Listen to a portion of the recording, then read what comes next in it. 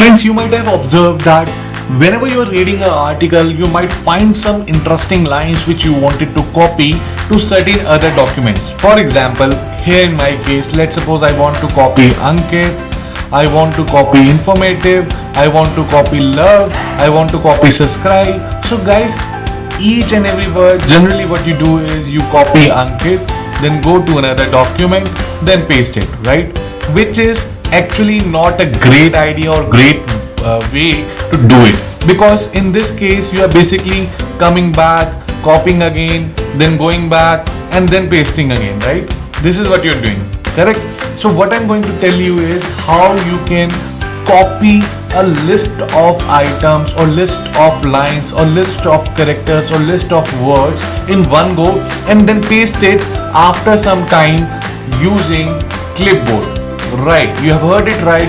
Clipboard is there in your Windows as well, and we might not be using it for a long time. So today in this video I'm going to tell you about the shortcut that is available for Windows for using the Clipboard. Friends, Windows enables you to use the Clipboard by pressing Windows button on your keyboard plus V. So friends, as you can see, here is the Clipboard which have my copied history.